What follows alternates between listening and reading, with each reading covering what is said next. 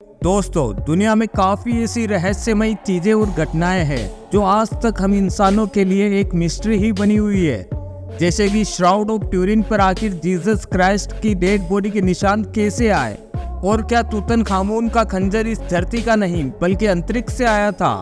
आखिर क्यों उसने वैज्ञानिकों को 100 साल तक यह मानने के लिए मजबूर कर दिया कि यह खंजर इस दुनिया का है ही नहीं। शोडर फैमिली के बच्चे आखिर मिस्टीरियस तरीके से कैसे इस दुनिया से गायब हो गए। क्या पोलक सिस्टर्स का सच में पुनर्जन्म हुआ था? आखिर जोडिएटिक किलर कौन था और क्यों इस कोड को आज तक कोई भी डिकोड नहीं कर पाया है। आज के इस खास वीडियो में हम ऐसी ही कुछ रहस्यमयी घटनाओं के बारे में जानने और उन्हें समझने की कोशिश करेंगे। तो आइए जानते हैं। नंबर 6, क्या पोलक सिस्टर्स पुनर्जन्म को सच साबित करती है? दोस्तों, क्या आपको लगता है कि कोई इंसान मरने के बाद दोबारा जन्म ले सकता है? अगर आप भी डाउट में है तो आज हम आपको ऐसी बहनों की कहानी बताएंगे जो इस बात को सच साबित करने के चांसेस बढ़ा देगी कि सच में पुनर्जन्म होता है। दोस्तों, 1957 में चर्च जाते टाइम एक कार एक्सीडेंट में 3 बच्चों की मौत हो जाती है, जिसमें से एक 9 साल का लड़का था। 6 और 11 साल की 2 सगी बहनें भी। अपने बच्चों की मौत के सदमे से पोलक फैमिली पूरी तरह टूट जाती है। लेकिन इस घटना के केवल 3 साल बाद पोलक फैमिली में ही 2 जुड़वा लड़कियों का जन्म होता है। पोलक फैमिली इन लड़कियों के जन्म से काफी खुश भी थी, लेकिन जब ये लड़कियां 4 साल की हुई तो वो अपनी 4-5 साल पुरानी बातें याद करने लगी, जो केवल पोलक फैमिली की उन 2 मरी हुई बेटियों को ही पता थी। वो अक्सर उस स्कूल की बातें करती थी जहां वो इस जन्म में कभी गई ही नहीं थी, लेकिन जिसमें उनकी मरी हुई बेटियां जाया करती थी। इसके अलावा उन दोनों जुड़वा बहनों को कार और रोड से भी काफी डर लगता था। जब फैमिली मेंबर्स इन्हें अपनी मरी हुई बेटियों के खिलौने देते तो जुड़वा बहनें इन खिलौनों से ठीक वैसे ही खेला करती थी जैसे उनकी मरी हुई बेटियां खेला करती थी। और धीरे धीरे यह शक यकीन में तब बदला जब उनकी एक बेटी ने अपनी दूसरी बहन के गोद में सिर रखा हुआ था और दूसरी बहन बोल रही थी कि देखो, तुम्हारी आंख से खून आ रहा है और इसी जगह तुम्हारा कार से एक्सीडेंट हुआ था। इस घटना के बाद पोलक फैमिली को पूरा यकीन हो गया था कि ये उनकी मरी हुई बेटियां ही है जो दोबारा जन्म लेकर उनके घर आई है। पुनर्जन्म की ये घटना सचमुच किसी रहस्य से कम नहीं है, क्योंकि इन लड़कियों का जन्म उसी घर में और उन्हीं माता पिता से हुआ था। Number 5, the shroud of Turin.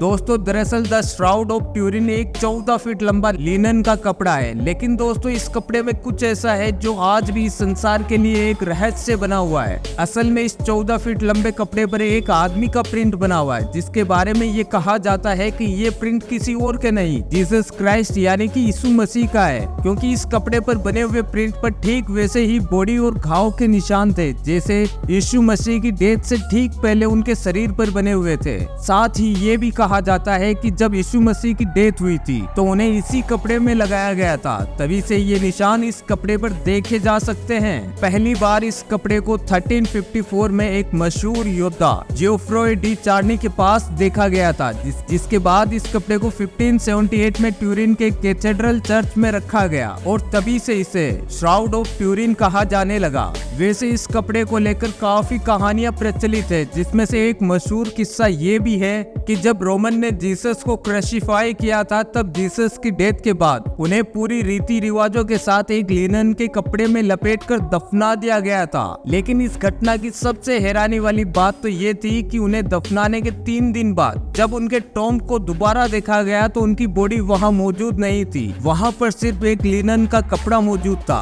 जिसमें जीसस को लपेटा गया था। इसीलिए तब से ही ऐसा माना जाता है कि श्राउड ऑफ ट्यूरिन वही लिनन का कपड़ा है जिससे जीसस को लपेटा गया था। दोस्तों, अब तक इस कपड़े पर बहुत सी रिसर्च भी की जा चुकी है, जिनमें ये पता चला कि इस कपड़े पर कुछ लैटिन और ग्रीक भाषा के शब्द भी लिखे हुए थे, जिससे यह यकीन और ज्यादा पक्का हो गया था कि ये कपड़ा 2000 साल पुराना है। लेकिन जब इस कपड़े की कार्बन डेटिंग चेक की गई तो इस सच का पता चला कि ये कपड़ा 1200 या 1300 ईस्वी का है, जिससे इस कपड़े का जीसस से कोई भी रिलेशन नहीं बन पा रहा था। था और तभी से ये श्राउड ऑफ ट्यूरिन एक रहस्य बना हुआ है। नंबर 4, आखिर शोडर फैमिली के बच्चे कहाँ हैं? शोडर फैमिली का ये राज 1945 में क्रिसमस से ठीक एक रात पहले स्टार्ट हुआ था। शोडर फैमिली के जॉर्ज शोडर और जेनी शोडर अपने 10 बच्चों के साथ यूनाइटेड स्टेट्स के वेस्ट वर्जीनिया में एक छोटे से टाउन फेटविल में रहते थे। जब शोडर फैमिली को अपने घर में आग लगने का पता चला तो वो सब अपनी जान बचाने के लिए घर से बाहर भागे, लेकिन जॉर्ज ने बाहर आकर देखा कि उनके 5 बच्चे अभी भी घर के अंदर ही है।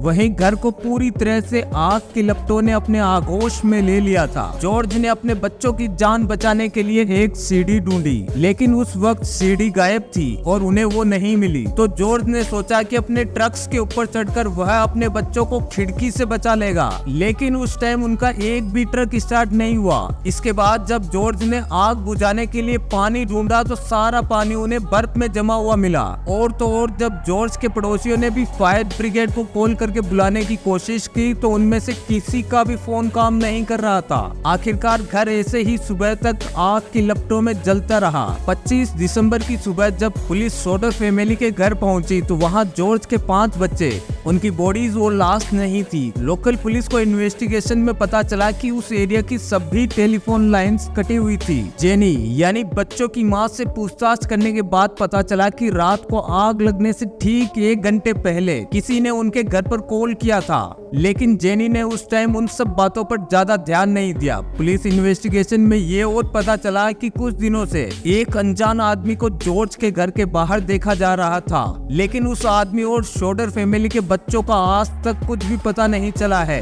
फैमिली ने अपने बच्चों को ढूंढने के लिए काफी कोशिश भी की, लेकिन हर बार बस निराशा ही हाथ लगी। अब तक ये पता नहीं चला कि आखिर वो बच्चे कहाँ गायब हो गए थे और क्या उस अनजान आदमी का इस घटना से कुछ लेना देना भी था या ये सिर्फ एक इत्तेफाक था। यह आज भी एक रहस्य बना हुआ है। नंबर 3, तूतनखामुन का खंजर। फेरो एंशिएंट इजिप्ट के राजाओं को कहा जाता था। तूतनखामुन फेरो साम्राज्य का अंतिम राजा था जिसे किंग तूत के नाम से भी जाना जाता था।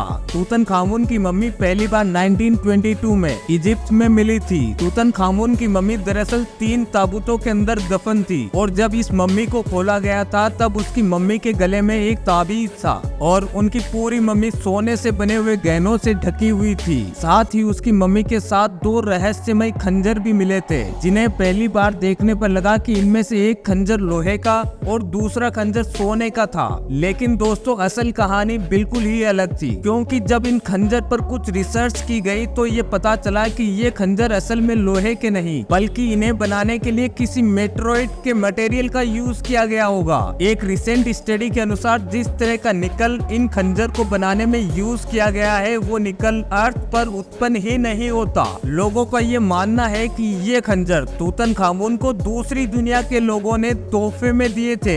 यही कारण है कि आज तक वैज्ञानिक भी ये पता नहीं लगा पाए कि आखिर तूतनखामुन का खंजर किसने बनाया होगा और इस खंजर को बनाने के लिए उन्हें मटेरियल कहां से मिला होगा। ऐसा भी हो सकता है कि उस टाइम कोई मेटेरोइड अर्थ पर गिरा हो जिससे इस खंजर को बनाया गया होगा, या फिर उस टाइम भी लोग स्पेस में जाते हो। कुछ भी साफ नहीं कहा जा सकता, इसीलिए ये खंजर आज भी एक रहस्य बना हुआ है। Number 2, the Zodiac killer. The Zodiac killer का राज दरअसल 28 दिसंबर 1968 में स्टार्ट हुआ था। 28 दिसंबर 1968 से लेकर 11 अक्टूबर 1969 तक सैन फ्रांसिस्को के लोकल एरिया में लगभग 5 लोगों का मर्डर हुआ था। गौर करने वाली बात यह है कि ये सभी मर्डर एक ही स्टाइल से किए गए थे। सबसे पहला मर्डर 2 टीनेजर्स का हुआ था जिन्हें उनकी कार के अंदर ही गोली मार दी गई थी। दूसरा मर्डर 4 जुलाई 1969 को डार्लिन फेरिन और माइक मचाउ का हुआ था, लेकिन माइक काफी खुशनसीब थे और वे इस अटैक में बच भी गए। जिसके बाद एक आदमी ने पुलिस को कॉल करके दोनों मर्डर की जिम्मेदारी ली और 1 अगस्त को किलर ने अलग अलग न्यूज़पेपर्स को एक लेटर भेजकर मर्डर की रेस्पॉन्सिबिलिटी ली और इस खबर को पेपर में छापने की डिमांड भी रखी। और इस लेटर में ही किलर ने अपना नाम पहली बार जोडिएक बताया था, लेकिन जब पुलिस इन्वेस्टिगेशन हुई तो उसमें पता चला कि यह लेटर एक झूठ था। इसके बाद 27 सितंबर को एक और मर्डर हुआ और इसके बाद 11 अक्टूबर को एक और कैब ड्राइवर का मर्डर हुआ, जिसे 3 बच्चों ने अपनी आंखों से देख भी लिया था, लेकिन उस टाइम किलर का चेहरा ढका हुआ था और ये केस आज भी दुनिया के लिए एक मिस्ट्री बना हुआ है। Number 1, shepherd monument. इंग्लैंड में एक मॉन्यूमेंट है जिसे शेफर्ड मॉन्यूमेंट कहा जाता है। इसे 1763 के आसपास बनाया गया था। इस मॉन्यूमेंट पर निकोलस पुसाम की एक पेंटिंग बनी हुई है जिसे द आर्केडियन शेफर्ड कहते हैं। इस मॉन्यूमेंट के नीचे 10 अक्षर का एक कोड लिखा हुआ है जिसे आज तक दुनिया का कोई भी वैज्ञानिक डिकोड नहीं कर पाया है। इवन दुनिया के मशहूर बायोलॉजिस्ट चार्ल्स डार्विन ने भी इस कोड को डिकोड करने की ट्राई की थी, लेकिन वह भी इसे डिकोड करने में कामयाब नहीं हो पाए। बहुत से टूरिस्ट का ये मानना है कि अगर इस कोड को समझ लिया गया तो यह हमें द होली ग्रेल तक ले जा सकता है। खैर 2 सेंचुरी बीतने के बाद भी इस कोड को कोई डिकोड नहीं कर पाया है। इसे आज भी इस दुनिया का सबसे मुश्किल कोड और एक रहस्य माना जाता है। तो दोस्तों, ये थी वर्ल्ड की कुछ अनसोल्ड मिस्ट्री।